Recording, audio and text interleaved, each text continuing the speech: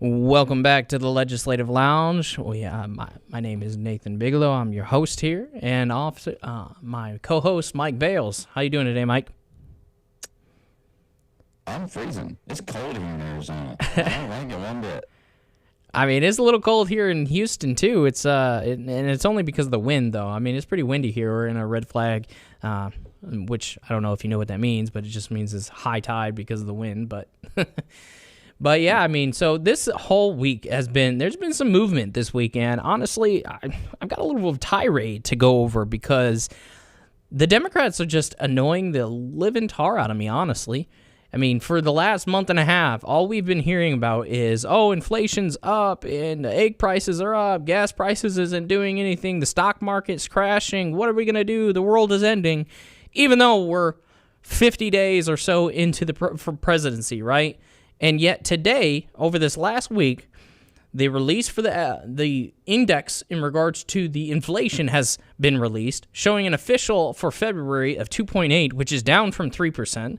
You have egg prices that are down under $5 now as a national average, which is much more or less than what it was when Donald Trump took office. When you take a look at the national averages for gas prices, it's down 20 cents over when Trump took office and is almost 50 cents from last year this time. And all you're hearing from them now is the fact that, this is fake, these aren't real numbers, but yet all the time, over the last month, we have just continuously heard them complain about what Donald Trump's doing and that he's not doing anything or that he's harming the economy. And now we're seeing actual numbers from economists all across the nation saying, hey, we expect inflation by next month to be less than 2%. Egg prices are already, drastically dropping on a nationwide basis, and the gas prices are much less than what they are last year, with the trade wars essentially going in our favor, right? It was this entire time they've been complaining about these trade wars and these tariffs and talking about how, it's affecting our economy. Trump is tanking our stocks because of it, but yet you have both Canada and Mexico coming to heel and doing exactly everything that was asked of them to begin with. And yet, through all of social media, through the news, and all that, you're hearing these Democrats now just not making any sense about it. They're just complaining about, these aren't effects from Donald Trump. And I've even had some of them say, now we're starting to see the implementation of the Biden administration. I'm like, how is this making any sense? It doesn't. It doesn't one bit. I mean, egg prices nationally are down $1.50, I believe. Yep. Gas prices are the lowest they've been since March of 2021. Yep. So this is the lowest March. Actually, I think they said this is the lowest March they've had in 10 years. Yeah, when it comes to pricings of gas and things of that nature, I mean, AAA is usually the one that a lot of people look to the most in regards to them tracking. Right now, they had a great chart that was produced just the other day, and I put that on social media, explaining to people, look, you guys are complaining about gas prices not doing anything. They're down 20 cents from when he took office and almost 50 cents from what they were last time this year. So what are you complaining about? 100%. And, I've heard the same people complain about the stock market as you have, dropping 2,000 points. Is it 3,000 points at this point? I think it's like 24 or 25, yeah. So, but these people are nowhere to be found when the stock market dropped 7,000 points under Biden. I mean, we had 4 separate situations over the last year, just 2024. There was 4 I was able to count. Maybe 5, but 4 specifically that had a drop within a week or two of 2,000 points 4 different times. You didn't hear anybody complaining back then.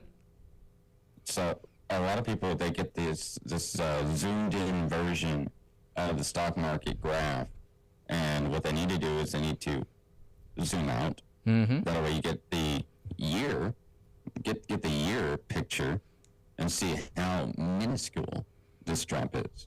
I mean, it's a normal. We told people that. And then, I mean, in comparison to the 2 major things with the trade, back and forths and the mineral rights deal falling through, you would think with those on top of the normal up and downs of the stock market, it would have dropped dramatically, but it didn't. This is a normal drop every so often. Unfortunately, it's just happening at the very beginning, which, yes, the tariffs and the trade deal with the mineral rights, obviously those didn't help. But you sit here and you take a look at the stock market. This is not an abnormal trend. But yet they want to play this up to being something that it's not, and that's the hypocrisy that I keep seeing from them. And we can even expand into a lot of different areas, like this whole continuing resolution bill that they are trying to pass, right? I believe they did get past the cloture vote, which is a whole subject of in itself. But you got Democrats out here. It went through the Senate. Right, yeah. So, I mean, it was passed and going to the president's desk now. But prior to all this, they showboated in grandstand about the whole situation, saying, "Oh, it's cutting Medicare, it's cutting Medicaid, it's cutting food stamps, it's attacking Social Security." And then when you take a look at the right, you got two completely differing things. The right is sitting over here infighting themselves, and more specifically Thomas Massie and Senator Rand Paul, telling the Republicans, like, "Hey, we're not doing what we said we were going to do in making all these cuts. Where are the cuts? We can't do anything we can't stand on our word if we're not actually making these cuts like we said we were." So it's like, who is right here? Because on one side, they're saying they're making massive cuts. They're trying to take all the benefits from the veterans and the Medicare, Medicaid, and all this other stuff. And then you have the Republicans over here infighting, saying, "Hey, we're not even doing any cuts. Why not? Like, we can't pass this bill and say that we're Republican and we're going to make these massive cuts if we're not doing it." And at that point, you have to take a look at the bills and be like, all right, let's see where the spending is, right? And let's look at the past CRs. They're literally in alignment, especially with the one that they just passed in September. It's almost identical. So we know. So, if you were to look at, for those that don't know, look at HR 1968. If you go to the bottom of page 10, beginning part of page 11, you'll see that Medicare, Medicaid, and Social Security is funded $200 billion. If you go to page 71, Department of Veteran Affairs actually has more funding. Yeah, I mean, when it comes to those, it's identical to the 17. I'm sorry, the September CR bill that they passed. It's almost like, yeah, there's some cuts in areas, in other areas, and Thomas Massie and Rand Paul are saying, there's not enough cuts, which I agree with. And then you take a look at what the Senate was doing as well, is that there was a couple people that were wanting to codify some of the DOGE changes that they were finding, right? They wanted to codify it inside of the bill itself, and there was 22 or 26 senators that didn't vote for the codification of the DOGE changes. And I'm sitting here, I'm like, you guys aren't making any sense. You sit here and you say you want to kick the can down the road, which you've been doing for I don't know how long. I mean, you've been in control of the House for the last 2 years. So why haven't we made these changes? And now you're saying, hey, we want to kick it down the road to do it in a reconciliation bill and make those changes. But yet, when a Democrat presents a codification of the DOGE changes or DOGE findings, 22 or 26 of you vote no on it? Who are we supposed to believe at this point? I'm sorry, I'm getting a little bit of feedback from the studio. No, that's okay. I mean, what I was saying is that when it comes to the codification of the DOGE changes or the DOGE amounts that are being found by Elon Musk and the DOGE team, then it's one of those issues of why are you voting against something that's going to solidify those changes into law and make the reductions that you've been promising the American people for I don't know how many years at this point. So that's my issue.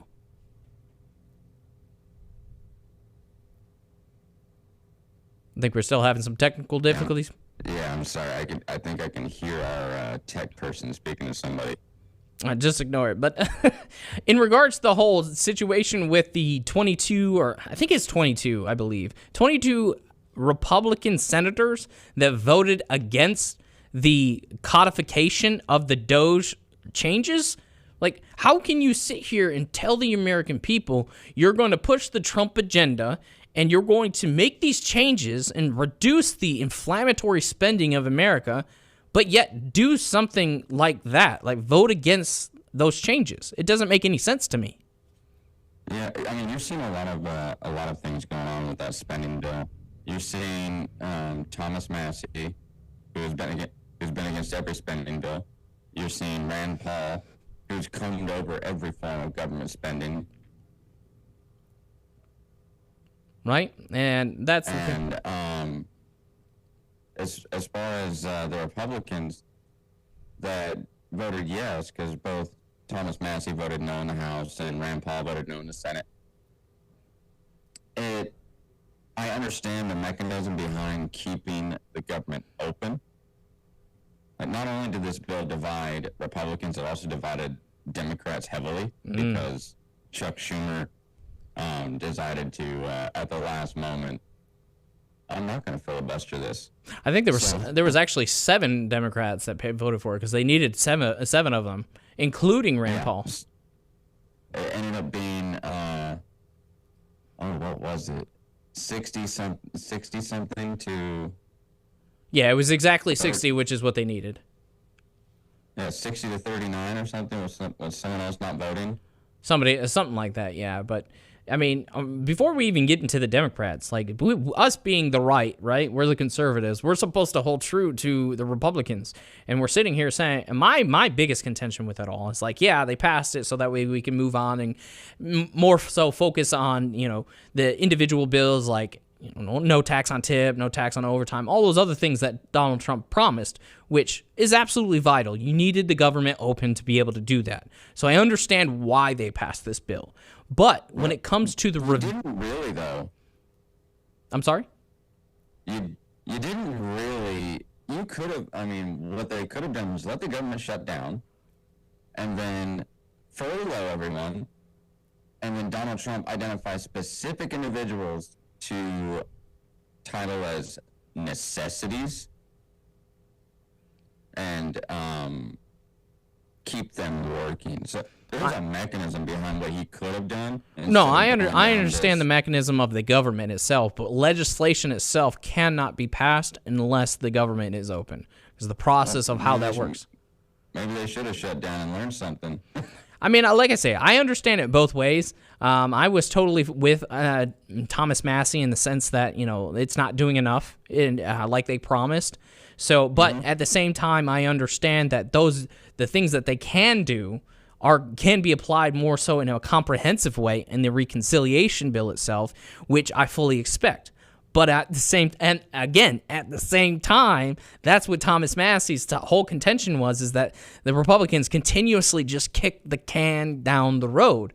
And they did it again, even with the Senate amendments that they added. There was 4 amendments that they added. One of them was specifically codifying the DOGE changes, right? 22 or 26, again, I can't remember the exact number, but it's 22 or 26. I keep seeing those 2 numbers. That Republicans that voted against that. And it's like, that goes against everything that you have been saying, especially Donald Trump and what he ran on. Well, even like to caveat on what you said about kicking the can down the road, even Mike Johnson, when he was speaking about the spending bill, he was looking forward to fiscal year 26, right? He was just talking about we need to just, get through fiscal year 25. Even though we're only, 5 months into it? 3. But yeah, I mean... Fiscal year begins October, so... Oh, yeah. So the next this will take us through September, essentially, the CR. So again, we'll have to revisit in September. But the reconciliation bill, I believe they're aiming for like May time, June, something like that. So those are going to be the sweeping changes that the Trump administration promised. And it's just annoying to me to sit here and try and defend Republicans at a lot of the time when they're just kicking the can down the road. They're almost not quite, but almost doing exactly what the Democrat base has been saying they've been doing. And it's kind of like, okay, look, y'all got one last chance, for me at least, until I start really putting my foot down your guys' throat, because in all reality, you had a chance to make radical changes in this Senate bill right now. But yet 22 of you decided not to. That's not okay with me. I think they've just gotten so used to doing these continuing resolutions over the past 24 years that I don't think they remember how to do the budget. That honestly, I mean, I don't think outside of the ones that have been there for forever, like the dinosaurs, like Nancy Pelosi, Chuck Schumer, Mitch McConnell, all those guys that have been there since the beginning of Congress. It seems like the budget, not but making a budget. The majority of Congress have never seen a balanced budget. That's the problem. They've never worked on a budget balance to where it actually creates a surplus. Because, like I said, the last time that we had a balanced budget and a surplus in our spending was 2001. I think the statistic is less than 12% of Congress has been there longer than that. So nearly 90% of Congress has never worked on a balanced budget. So that's concerning to me. Yeah, I think in 2001 our national debt was like 5.6 trillion. Yeah, it's something where it was like that. Yep, it was just over 5. Now we're almost at 40. It's absolutely insane, and we continue like the Republicans. And this is not a Republican bash, but I'm conservative, and I'll call out my own. I know the left never does, but I will. Because I'm so tired of the hum-ho, just go with the flow type situation. And that's what it seems like they're doing, especially with not codifying parts of the Doge spending. And it's like, why didn't you do that when you had the opportunity? Like, I understand that you guys need to pass this bill and get it through so that we can work on the other stuff. But, like, you have an opportunity now to make a real change on what you guys ran on and what you promised for. But yet you chose not to. So I think right now what's making me feel better, personally, going off my feelings like a Democrat here, we keep the government funded, we keep it open, that way Donald Trump and Elon Musk can continue to do what they're doing. I mean, right. Half the federal Department of Education is employed now. Mm-hmm. So Linda McMahon cut half the individuals. I think we're at like $115 billion saved, essentially, according to Doge. According to their website, and that's if we implement legislation to do it. Like, I understand there's cuts to USAID and things like that, but that doesn't account to the $115 billion or whatever they're claiming, because obviously most of that needs to be legislated. But I guess I'm going to digress on that, the whole Republican side of things, because it is kind of interesting how both sides are infighting over this whole thing.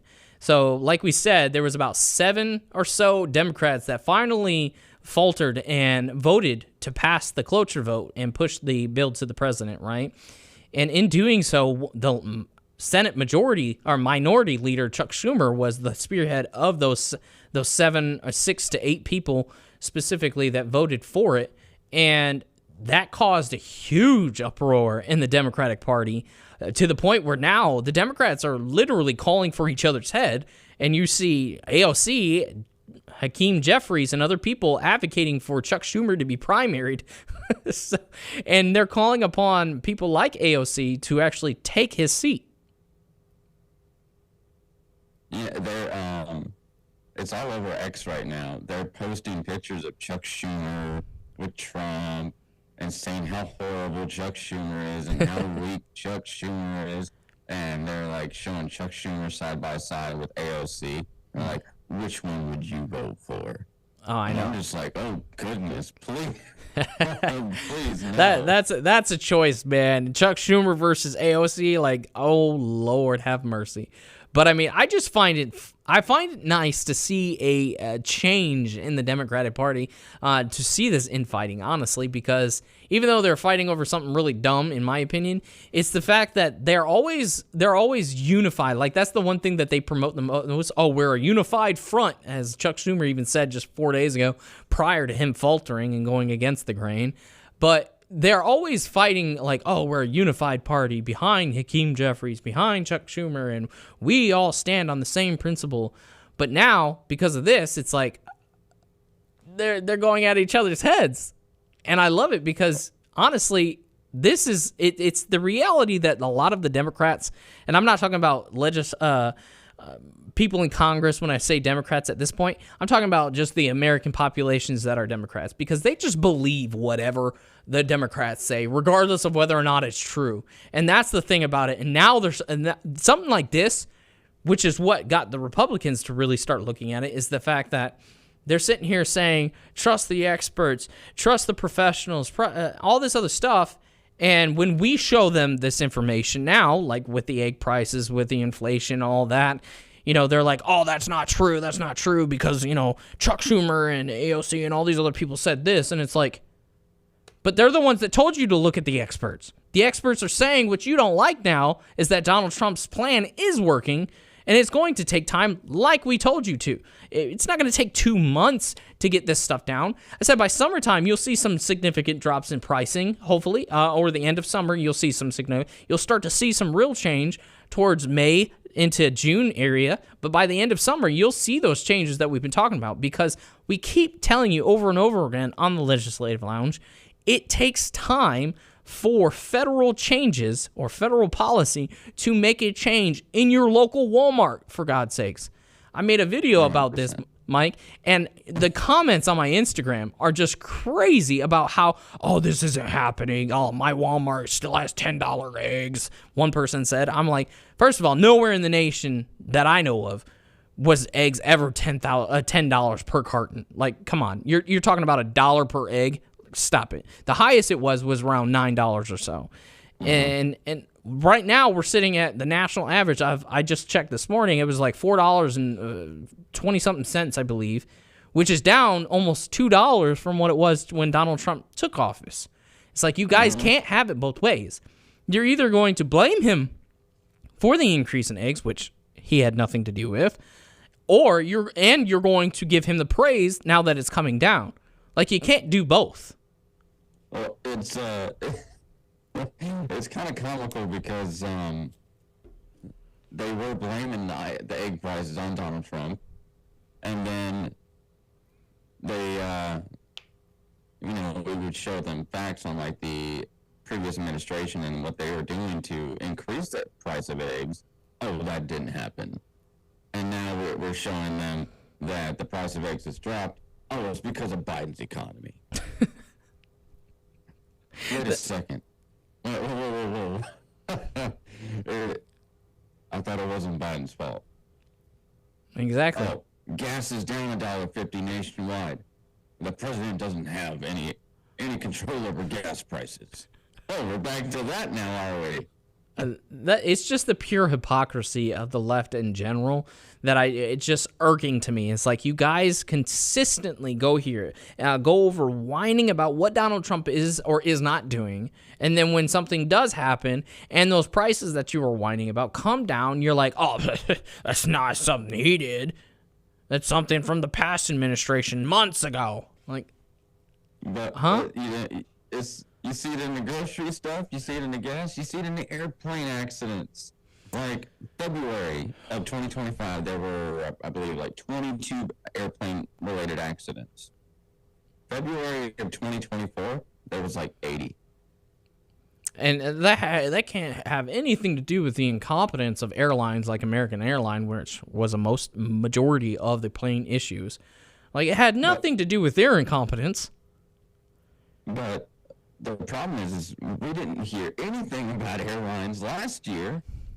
Even though they were, because of who's president. Exactly. I mean, there was a video of Donald Trump walking little X, Elon's son. Yep. To Marine One. Marine One.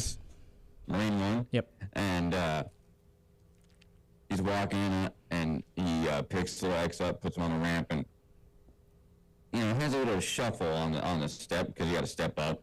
Right. And that ramp moves up. I've lost my balance on those. Yeah. Donald Trump's what is he, 78? 78, yeah, something like that. And somebody was saying, like, he's so feeble and old and he almost fell. And I'm like, bro, your president fell up the stairs 3 times. On the same staircase. on the same staircase.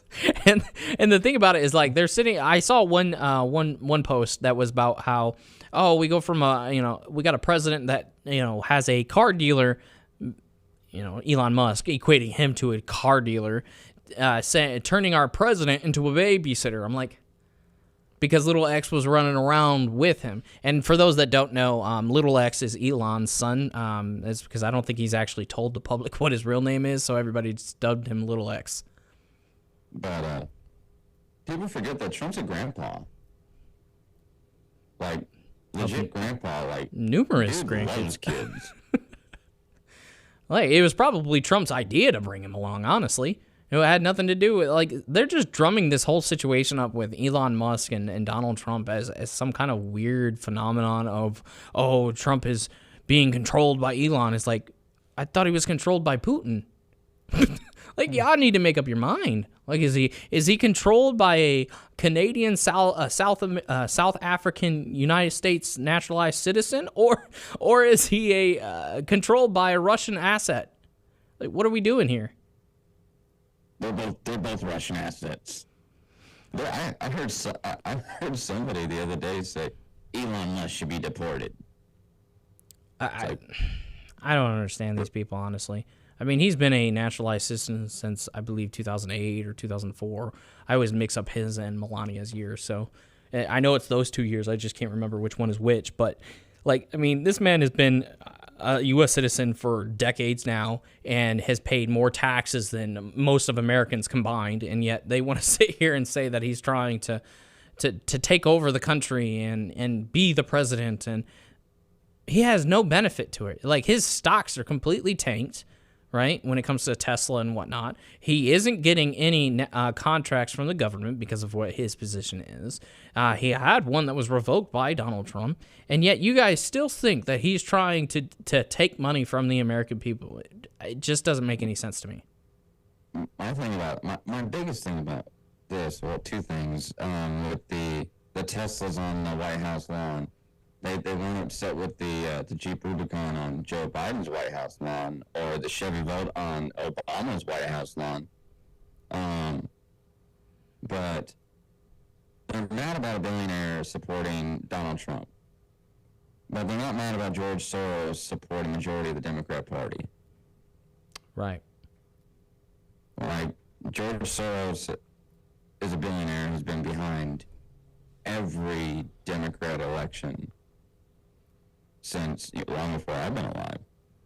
I mean, he's behind basically everything in the UK as well.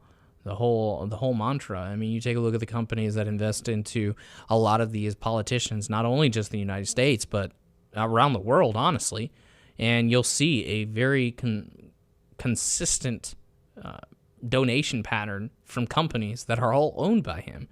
It's crazy to me to see that they're going down this path, taking these little jabs at Donald Trump about the whole White House lawn selling. He turned the White House lawn into a car dealership, and it's like, it's that consistent hypocrisy from the left. Because y'all didn't cry about Joe Biden, you didn't cry about Obama when they both did it. They made some kind of excuse up saying, oh, well, that was because it was some kind of car wash, and Joe Biden, it wasn't on the lawn. It's like, yes, it was. We've got photos of it, guys. Literally driving a Jeep Rubicon. It was a nice Jeep Rubicon. Right, but no matter how many times they attack him, he still wins in the end. The whole situation with the court cases going on, right? All these federal court cases, the federal judge shut down this, he shut down that. Donald Trump's losing in court left and right. But in reality, you see all these cases, more specifically the case where he wanted to eliminate DEI hiring in parts of the government, that was just overturned. A lower court's judgment against Donald Trump was just overturned by the federal appeals court. So he's able to proceed with the limiting of DEI hiring. It's like, y'all do realize the president has the actual power given to him in certain situations to make these changes throughout the executive branch. Like, he is the leader of the executive branch. I don't know if we all just failed civics or not, but 100%. There was also a ruling by a lower court requiring Donald Trump to reactivate some credit cards as well. And now this is where Donald Trump becomes the biggest troll on this planet, honestly.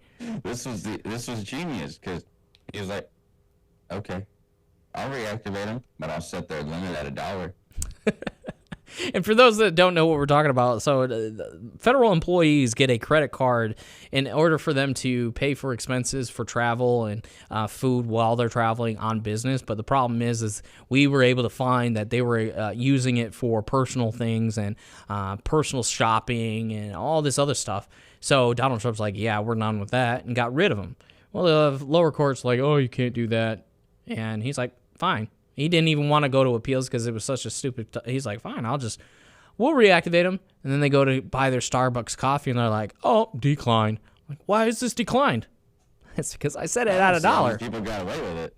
Because I had a government travel card, just because that's what they're called, government travel cards. And when I was in the military, my spending on that thing was so scrutinized, like to the decimal. I don't understand how these people are getting away with stuff. Like even as a staff sergeant, like my spending on the government travel card was scrutinized. Yeah, Are you sure you needed to buy this? And these people aren't even in the military. We're talking about just federal employees that are, have office jobs, and most of them up until Trump took office worked from home, for God's sakes. So it's no matter how much. Made me happier than him requiring people who were employed by the federal government to go back to work. Right. Yeah. It's just consistent win after win. No matter how much money the Democrats throw at Donald Trump in regards to courts, they continuously get shot down. And it comes to a point of you're just proving what we've been saying this entire time, is that you just like to waste time and money. Like, you guys know that he has these. You're just grandstanding for the American people that sides with you, so that way you can kind of garner more votes without ever talking about when the federal appeals courts shoot you down. Mm-hmm. And it gets to the point of this whole situation with immigration, right, Mike? I know that's a big thing that we've been talking about all week through social media is, whether or not we have birthright citizenship through the 14th Amendment, even though the 14th Amendment never applied to birthright citizenship for foreign individuals. But anyways, we have another situation that's kind of calling all of this into the political realm and the spotlight again, is with this, I believe I'm going to pronounce it wrong, but Mahmoud Khalil? Mahmoud Khalil. Oh, Mahmoud Khalil. So this is a foreign individual that has a green card, correct, Mike? Yeah, and so he's a Serbian Palestinian, and he came here on a student visa, attended Columbia University, and now he's married to an American citizen who is 8 months pregnant, and he was just picked up by ICE, I want to say, not too long ago. Nah, it was about a week ago or so, yeah. But, this is a very polarizing topic. Right, because the whole situation is that Mr. Khalil organized and orchestrated a anti-Jewish or anti-Semite, anti-Israel, whatever you want to call it, type of protest. Yeah. When it comes to Mahmoud, the charges have not been released on his case. Right. But what Marco Rubio, the head of the State Department, has said is that his deportation has everything to do with being a national security threat in connection to a known terrorist organization, which is Hamas. Right, and that's where my correction is that it wasn't like so it's a pro-Hamas situation, which is against the Jewish nation of Israel, obviously, and the whole situation in the Middle East there. It was more so what he was doing during the actual protest that's the problem. So that's part of the issue, is that The official charges haven't been released. However, he did make a court appearance this week in this first hearing, and they ruled that he was going to remain in the custody of ICE due to whatever the charges are. A lot of people are speculating it has to do with inciting a protest that resulted in property damage and things of that nature, which is illegal. Yeah, they Columbia University, I believe it was last April. There's a lot of weird things going on with this case. Like, they released his arrest video by DHS, and the agents were incredibly, nice when it comes to DHS agents and immigration services and whatnot. Mm-hmm. They arrested him. But I don't know very many people who have a lawyer on retainer like that. Right? I mean, you get in the video, he's telling his wife, "Yeah, call Amy." Apparently, Amy is his lawyer. And so the immigration ended up telling his wife, where they were taking him, which was their federal location at the time before they ended up transporting to Louisiana. But yeah, so he's got these well-established lawyers, while he also was living in student housing. It makes you ask the question of where did he get the funding for this, honestly? Because, I mean, we got to track the money. Very. It's weird. And, he's got those, I won't say they're charges, but he's got the connections that Marco Rubio was talking about to the organization, as well as the leader and organizer of the protest that it had incited violence and anti-Semitic actions. Right. And that's what a lot of people are arguing is like, oh, he hasn't actually been charged. Even the White House said that they hasn't been charged. Like, they can't hold him if he hasn't been charged with something, guys. Just because it hasn't been publicly released doesn't mean that he isn't being held on charges, or else he wouldn't be able to be held. That's how our court system works, guys. Yeah. So because he's a green card holder, he is entitled to some rights, not all, because he does fall under DHS authority, and DHS authority, according to a Supreme Court ruling that just happened in December of 2024. Yep. That falls under full authority of DHS, and the judiciary process has no bearing on it, has no judicial purview on it. Why it's going to court is merely based on a ruling that I read, could be seen as an overstep. But I can also see the benefit of having these charges actually brought out to the public, saying, this is what he did, this is why we're deporting him. Right. So. Yeah, and in that case, so basically what they were saying in that Supreme Court case in December is that because of the stipulations of a green card and what it requires, the DHS has full authority to either revoke or grant them. So on the basis of what they claim, there's no legal precedent in regards to whether or not there needs to be specific steps taken similar to that of an American towards it, because they're here on privilege. They're not a U.S. citizen, so they're not granted the exact same rights as we are. Until they're naturalized, they don't have those options. So they're at the behest of the DHS, and so at that point, the DHS has the right in order to revoke his green card if they deem that he is a threat to society. And based off of what they were saying, now this is just speculation at this point, right? Because the actual charges have not been released, is that it was based off inciting violence and property damage when he organized that protest. Mm-hmm. Yeah, I mean, you can look at a green card as like a probationary period. Right, absolutely, and that's exactly. I mean, that's exactly what it is, honestly. And I've got plenty of friends here in the Houston area that are green card holders, and there are specific things that they have to abide by. So, but taking a look at it more of a broader, getting out of the Middle East, I should say. One of the biggest things that we also on top of that is the whole Russia-Ukraine thing.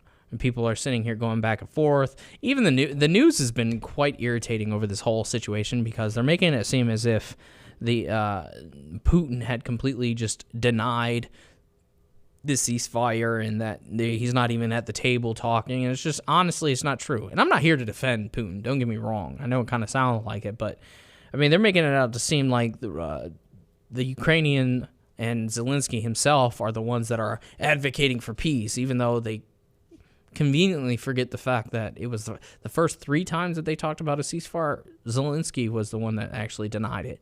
But now here we are with Putin saying, hey, we want long-term peace. We don't want a ceasefire.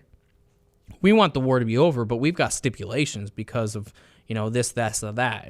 I don't know the ins and outs of specifics on it, whether or not it's valid reasoning that he wants these particular items, but it's the fact that he's at the table saying, hey, y'all want peace. I want peace. I don't want a ceasefire. I don't want to just do 30 days. I want this thing to be over with. So here's my outline of what we need to do, and let's negotiate. But they don't want to. It seems like that's not being reciprocated by Ukraine. And because of that, it's caused a lot of tension over the last week between the two, and this whole thing possibly falling through until actually today. It was last night, because Putin saw that they weren't doing that, he's like, all right, we'll take a look at the 30-day extension, but I've got stipulations on it. So as of just a couple hours ago, it's being reported that, as Zelensky says, there is now a good chance to end the war with Russia within just the first 2 months of Trump's administration. I mean, this is being reported now. So if we're able to see them come to the table and talk through these things, then this would be best for everybody, honestly. Yeah, the last thing, as far as the ceasefire goes, last thing I saw was Putin had agreed to a ceasefire with some conditions. All right. So hopefully we can see that, because the tensions from the UK and basically Europe as a whole, and what they were trying to do, it was really teetering on a whole different pathway. That's part of the... It'd be nice to get it. It'd be nice for this part to be over. Absolutely. Like, between this conflict and the Israel conflict, it's creating a lot of tension with our, European partners. Right. And we're seeing them, especially with the route that Donald Trump is going, we're seeing a lot of our European partners kind of flip the script on us. Right. Or flip the script on Donald Trump, but side with Democrats. Right. And I mean, it's even getting into the trade. It's quite interesting. It's quite interesting when you look at it, because we were talking about in the beginning of this the budget bill, the continuing resolution bill, all about money, and now you have the European, the EU and NATO. They're all about our money too. Right. Not like I said, it's getting into the trade situation now, even with the UK, and them starting to try and puff their chest out with different tariffs and whatnot. It's like, y'all don't want to go down this road. I mean, you sit here and you see what Canada's attempting to do, but in all reality, they're going to falter because, like I said on our show before, we control 76.8% of their entire export-import economy. It's quite similar to that of a lot of countries over in Europe as well. Maybe not to that extreme, but we definitely control half of all of Europe's import-export as a whole. So it's like, if you guys want to play this game, you are going to lose. It's like the whole thing with Russia versus Ukraine. If we just let that play out, I mean, Russia wins 10 times out of 10. It's not even a question. That's why Donald Trump said what he said to Zelensky. It's like, you're not going to win this war, dude, without us, especially. And we're not going to fight it. So you need to make peace and get this over with. It's going to come to the same situation when it comes to tariffs with not only Canada and Mexico, but all of the UK. It's like, the reason why you guys are able to do what you do in regards to free subsidies for child care and health care and all this other stuff is because we fund your militaries. When you look at the defense budget for America, right? A lot of people are like, oh, it's almost $1 trillion. It's like, if you only knew that we literally fund almost all of Europe's military, you would understand why. And people are like, well, why are we doing that? It's like, because we control them. They do what we say. 100%. And it's a weird time we live in. We have retaliatory tariffs going on. We have Canada, let's jack up their electricity prices. Mm-hmm. Oh, never mind. We're gonna back off that. Well, that was because Donald Trump hit them and was like, oh, okay. You guys want to have a measuring contest?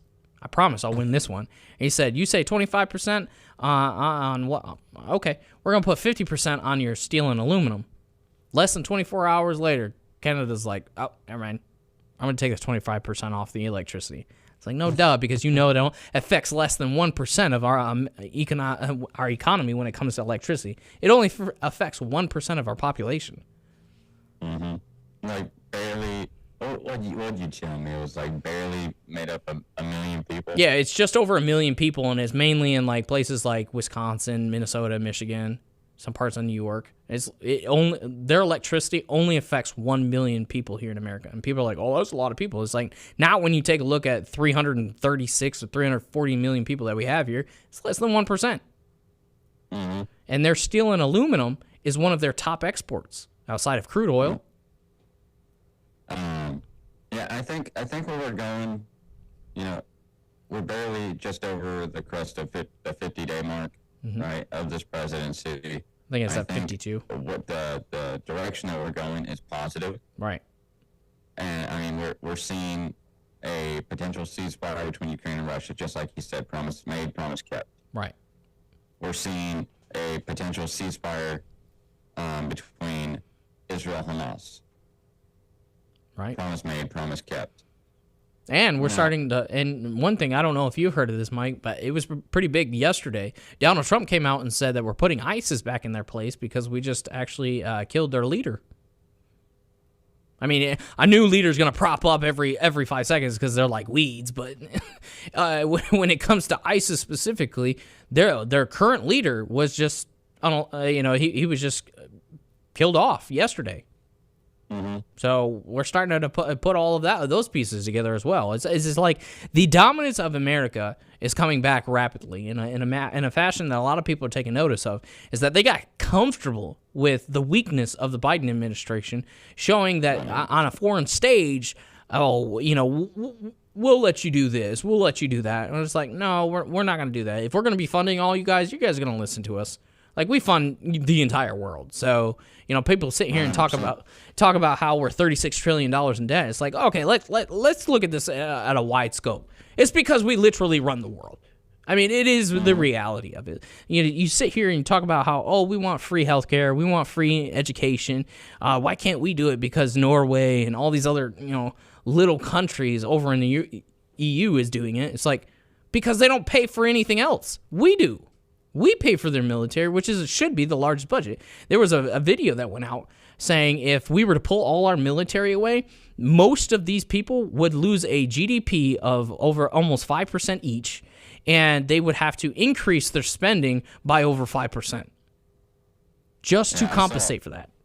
I saw a video. It was there's a lot of pro-Canada things going on right now on social media, and it was Canada and this Canadian jet, right? Yes, I've seen that. And really cool Canadian jet video, and it cut to a dude who's like, yeah, we sold that jet to you. He said, yeah. The video was music of, we're Canada. And it cuts to this guy who says, yeah, we're the United States, where you bought that jet from. It's just like, I mean, that's the truth, honestly. Like I say, we are the forefront of the world. People say, Americans are self-centered and all this. It's like, no, it's not being self-centered. You guys literally look to us on everything. when it comes to our business trends, our stock market, our export, import, all of that. We are the biggest consumer in the world. We're the largest military in the world. We're the biggest contributor to the UN. We are literally running the world. That is why we think the way we think, because we're doing it. And these people have a problem with it. And it is what it is at this point.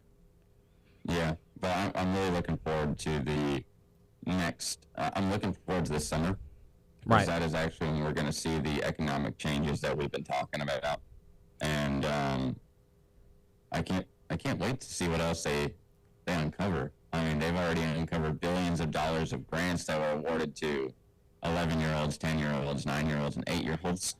I think I saw a statistic or a statement coming out of the United States government saying that there was a stoppage to a funding of like $150 million for preventing or teaching transgender boys.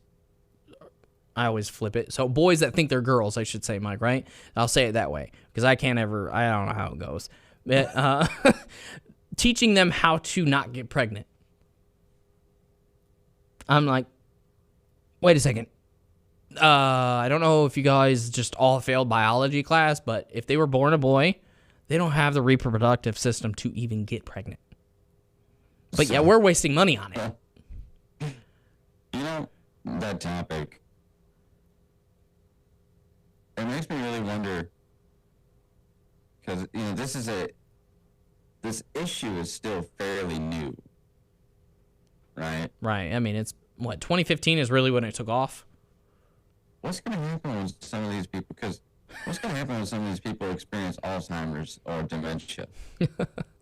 I've seen a couple videos of making people making fun of that situation, but honestly, it's not a make fun situation because Alzheimer's is and dementia are two things that are rapidly increasing in America, and it's like you really gotta ask that question. If somebody is transgender, right, and they do get older and start to develop this thing, is like, do they just go back to default settings or what? I work with. Well, I do work with transgender individuals because I work at a hospital, and I have to deal with elderly with Alzheimer's and elderly with dementia, senility. Mm-hmm.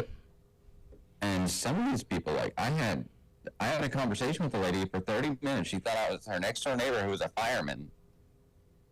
And there's some situation where you just gotta come play along. That way you don't create any type of disruption or any type of panic.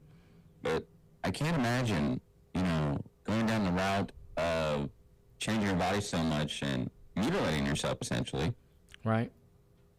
And then being 83 years old, dementia-ridden, and looking at yourself in the mirror and be like, oh, where did all my parts go? It gets to the point where, you have to ask yourself, this whole situation, you got kids peeing and going to the bathroom, I should say, in a litter box. It's gotten to the point where, sure, I can understand the mental illness around, thinking that you might be the other gender. It don't make no sense to me, but, it is what it is nowadays, right? It's something that's been around. But now it's transformed into parents allowing their kids to believe they're cats. It's like, this is absolute nonsense. It's getting quite ridiculous. So what's interesting is actually majority of the trans youth are biological females, and it has to do with anxiety, and they are typically at the beginning stages of puberty, right? And they get anxious, and then they start getting spoon-fed all this media about this issue, when the best thing they could do is just go through puberty. And honestly, you could take a look into another area as well, on top of not only the hormones of puberty and all of that situation, and the anxiety of middle and high school, and whether or not you look good, and all the stuff that teenagers deal with. But then you also have the food. What chemicals are being put into them that's making this exacerbated? When I was a kid, I'm not old. I'm 31 years old, so like it wasn't too long ago. And I got a quick question. Is the food worse now than it was when you and I were in school eating the square pizzas and? I've thought about that though as well too, Mike. But I mean, when you take a look at the trends of what they're using and the amounts that they're using in these foods, it's absolutely gotten worse.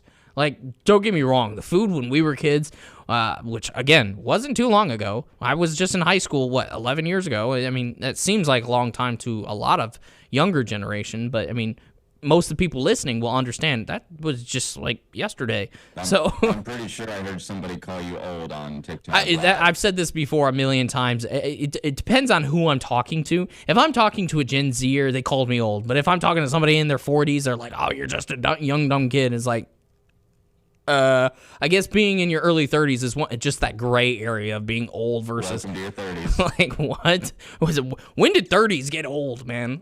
But I digress. I mean, when it comes to the food, though, it is something that has been progressively getting worse and worse over the years, and we're starting to see RFK make some huge changes. I mean, what is it? On Tuesday, he told the large breakfast food companies like Kellogg and all these other companies, like, hey, no more food dye. You're done.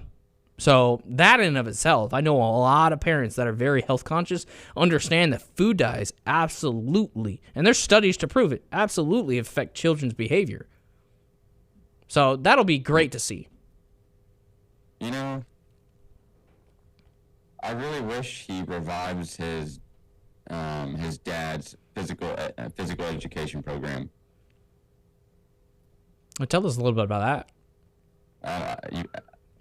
I'll have to send you the video. Okay. But his dad's PE program that he was putting in high school. These young high school boys were ripped. Oh, I mean, obviously they had the junk food as well to help. Yeah, you go with the nutrition of the 60s, which it wasn't the greatest, but These kids were actually held to a standard, and they were able to perform. A variety of push-ups, pull-ups, squats, running. Yeah, most kids nowadays don't even like to run and be like, I'm running on my iPad. I'm like, what? Yeah, I'm gonna work out using the VR. Right? That's about the most that this generation gets. I mean, I've seen your kid play on the VR before, and he's moving. Don't get me wrong. But that's about as much movement as most kids see nowadays. That's why I'm adamant about putting kids into sports, making sure that they're paying attention to what they eat. Because I used to be a really big guy myself. Now I'm able to run 2 miles without, a problem. I've been able to do that here recently. So, pushing ourselves to be healthier is a huge thing to me. And my wife, who is a nutritionist in of herself, but seeing what RFK and the health administration, what they're going to be doing it's phenomenal for us. And a lot of people were hating on him for the longest time because of his whole stance on vaccines, which is another topic that we could talk about later date. But he's actually going to be doing some studies into heavy metal toxicity and things of that nature within vaccines, which is absolutely an issue. Like if you take a look at the 2 miles. But I'd have to sit down for a while afterwards. See, I got you there, Mike. I don't have to sit down anymore. Like the first time I did it, I was about dead. But just wait till I get my surgery. I'll be able to run. Always the excuse. No, I'm just messing. But it'll be interesting to see how everything progresses into the summer, especially with the USMCA ending on April 2nd. So we're going to definitely be diving into that a little bit further in the next episode, more than likely, because it's coming up in the next 2 weeks from next Saturday. Mm-hmm. So that'll be an interesting area to really dive into and see what's going to be happening from that point, whether or not a new deal is going to be struck and what the parameters are going to be of that deal. So definitely tune in with us on that. Also, if you guys do tune in with us on Mondays, we're not actually going to have a show this week because I'll be traveling for work. But definitely reach out to us if you guys have any questions. We're always open on our Instagrams and social medias and even on our Legislative Lounge page here on Radiodabang as well. reach out to us. If there's a specific topic that you guys want us to talk about, we always dive into the legislation. We've both read the continuing resolution. We've also looked at the reconciliation bill that they're looking into constructing here. So if you have something that you want to look at, please drop us a follow and put it in the comments. Let us know. But we'll definitely see you guys next Saturday at noon. And Mike, go ahead and take us home. Yeah. We love opinions and conversation with anybody of any demographic, whether you're Republican, Democrat, or Independent. So please reach out. But yeah, thank you for tuning into the America's Greatest Podcast. Be sure to follow us and Radiodabang on Facebook, and follow the Legislative Lounge on TikTok, Instagram, Facebook,